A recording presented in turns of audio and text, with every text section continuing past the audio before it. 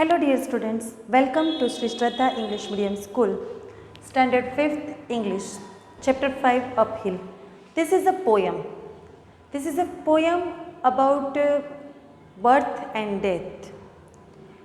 ये जो poem है वो question answer वाली. It is the about question answer. One question then answer. In that form this is our poem. Our poem 5th Uphill. Today we are going to learn. Let's start. So open your book, English, page number 36, Uphill. This is a poem about a poet. जो writer है, poet है, वो कुछ questions पूछते हैं और उसके answers है. But it is about our death, our life, our death and after life, death के बाद की life. No one has seen that, but in this poem the poet has asked some questions and then give the answers of the imagination. But that is true that if we have done good things in our life, we will have the good life after the death. And if we have not done good things in our life, we will have to punish there. So कहते हैं ना कि हमें अच्छे कर्म करने चाहिए. That is the reason. Nobody is seen here, but God is seen. भगवान सब कुछ देखता है. So let's see the moral poem. Start. Open your page number 36 of your textbook. I am starting to read the first stanza of the poem. Does the road wind uphill all the way? First question, then answer. Question, answer, question, answer. Does the road wind uphill all the way? यानी कि ये जो रास्ता है, देखो यहाँ पर एक पिक्चर भी दिया गया है, वहाँ पर रास्ता है. तो वो जो रास्ता है वो कठिन रास्ता है. तो क्या वो अपहिल पर्वत तक जा रहा है? तो yes, to the very end. तो यस, वो रास्ता वहाँ तक जा रहा है. मतलब कि हमारी लाइफ का, हमारी जो पूरी लाइफ है वो एक हिल, जब हम हिल पर ऊपर चढ़ते हैं तो बड़ा कठिन रास्ता होता है. इसी तरह हमारी लाइफ जो है वो इजी नहीं है. There will be some troubles in our life, but we have to work on it. मतलब कि हमें उस पर सब्र रखना है, काम करना है, काम करते रहना है, अच्छे काम, गुड डीड्स करते रहना है, तब जाके हम उस रास्ते तक पहुंचेंगे, मतलब कि हमारी मंजिल तक पहुंचेंगे. Will the day's journey take the whole long day? क्या ये जर्नी पूरा डे चलेगी? तो फिर क्वेश्चन पूछा गया, from morn to night my friend. MORN, मोर यानी मॉर्निंग, मॉर्न यानी मॉर्निंग. तो यस, जो आंसर दिया गया है उसमें बोला गया है कि हाँ, ये जो जर्नी है मॉर्न टू नाइट तक चलेगी, यानी कि पूरा दिन हम चढ़ते रहेंगे तो पर्वत तक पहुँच जाएंगे, हिल तक. यहाँ तक हिल की बात नहीं है, but that is the way after death life. मतलब कि हमारी पूरी लाइफ, मॉर्निंग यानी कि starting of our life and night means end of our life. And when we are not alive, we have to go there, and if we have done good things in our life, we will get such a place there. And if we have not done such a good things in our life, we have to punish. Next stanza.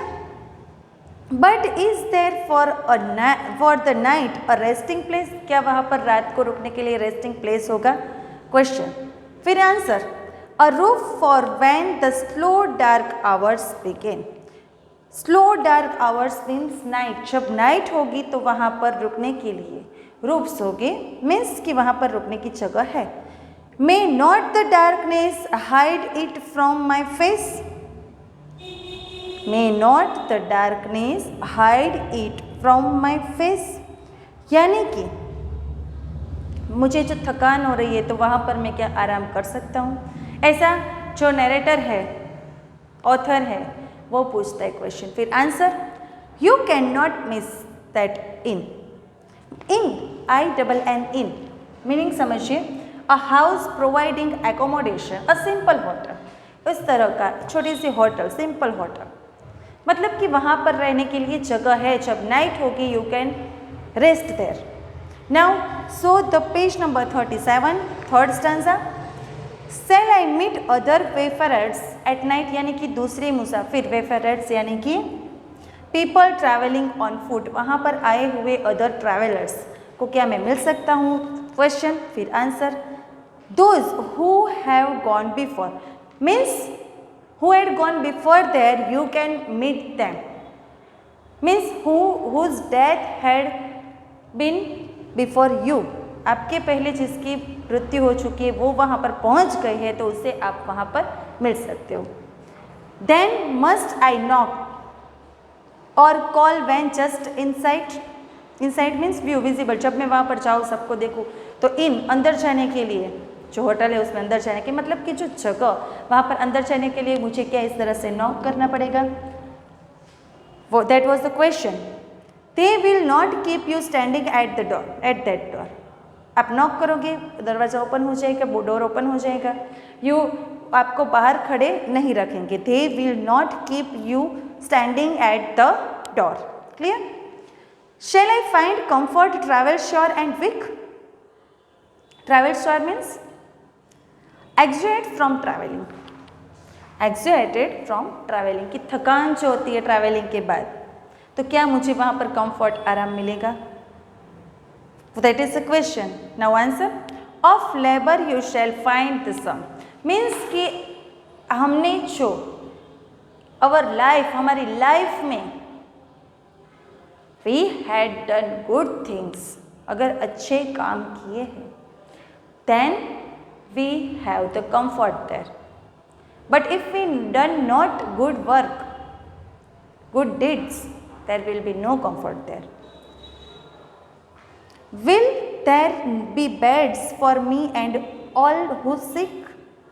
Means कि जो लोग जिन्हें वहाँ पर bed चाहिए सोने के लिए होगा वहाँ पर, तो yes, beds for all who came, वहाँ पर जो आते हैं उनके लिए बेड तो होते हैं, पर बेड यानी कि जगह कंफर्टेबल है या नहीं, तो after the death, if we had done some good things, its result will be there, यानी कि उसके बाद हमें सब वहाँ पर भुगतना पड़ता है। अच्छा काम किया हो तो उसका फल मिलता है, बुरा कार्य किया हो तो उसका फल मिलता है।